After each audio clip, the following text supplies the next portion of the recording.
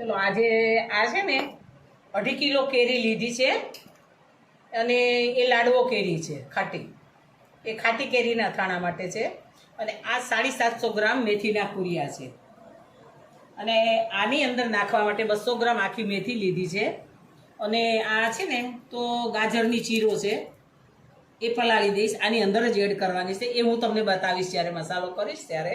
એટલે અત્યારે આ હળદર નાખી દીધી છે મેં.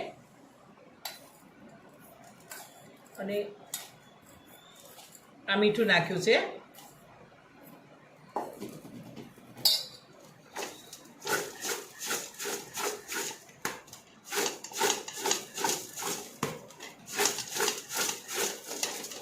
આપણે છે ને એને હાલતા ચાલતા આપણે ઊંચા નીચે કરવાનું, એટલે સવારે બહાર કાઢી નાખીશું, એકદમ પીળા થઈ જશે.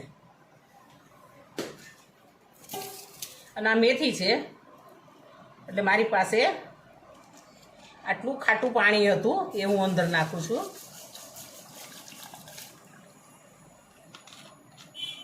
બાકીનું સાદું પાણી નાખું છું, એડ કરું છું.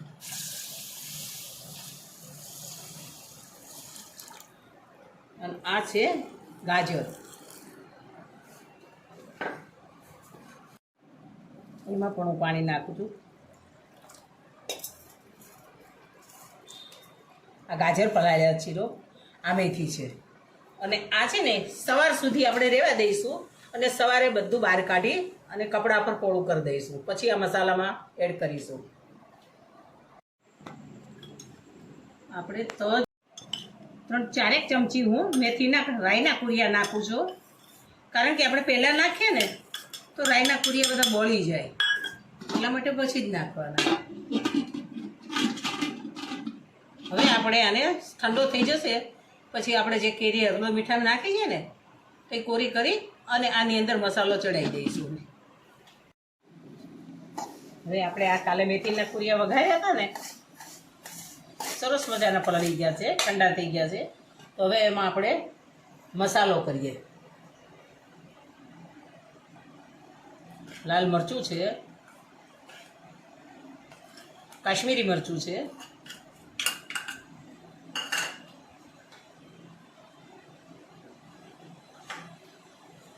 પછી આ હળદર છે,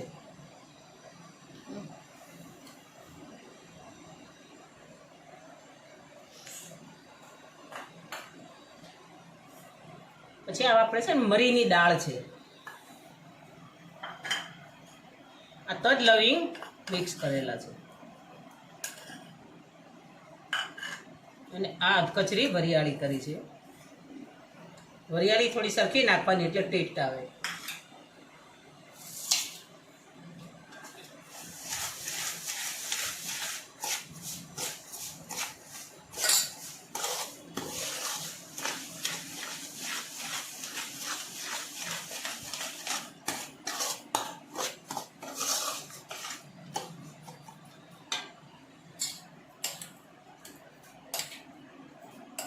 આ મીઠું છે.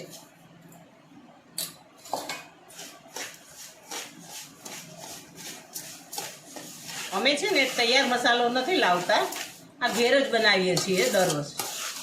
ઘરનો મસાલો જ વઘારીને અથાણું બનાવીએ છીએ.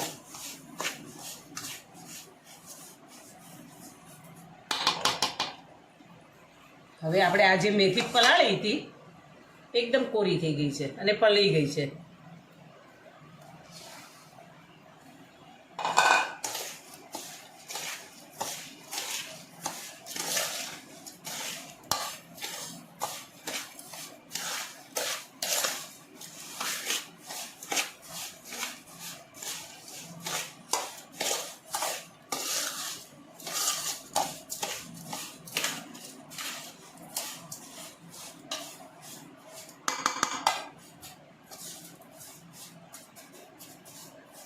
બસ આપણો મસાલો તૈયાર થઈ ગયો છે.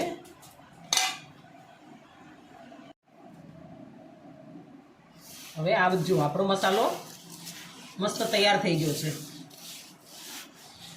હવે આપણે આમાં જે ગાજરની ચીરો પલાળી હતી એ નાખી દઉં છું.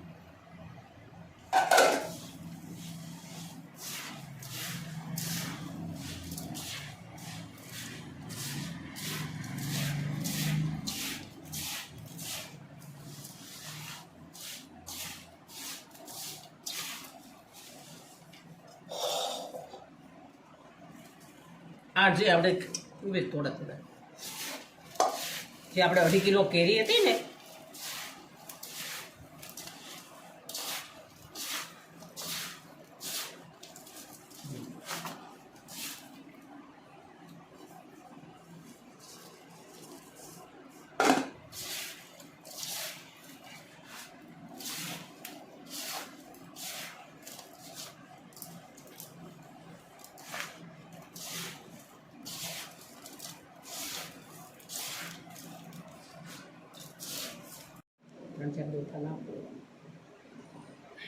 ચલો હવે આપણે અથાણો મસાલો ચડી બધો થઈ ગયું છે.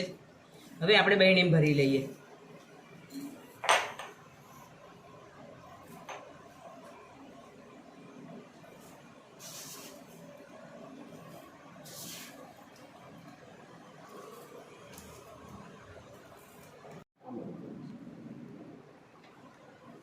હવે છે ને જો આપણે છે ને અથાણું બંને બહેણી મેં ભરી દીધું છે.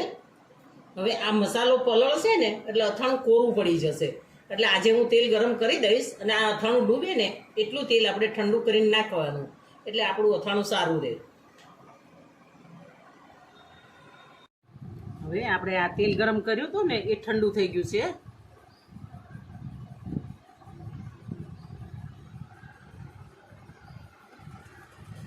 તો હવે આ રેડી દીધું છે તેલ.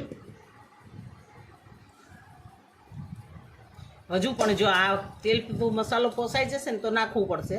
નહીંતર આટલું તેલ તો અથાણા ઉપર જોઈએ તો જ આપણું અથાણું સારું રહે.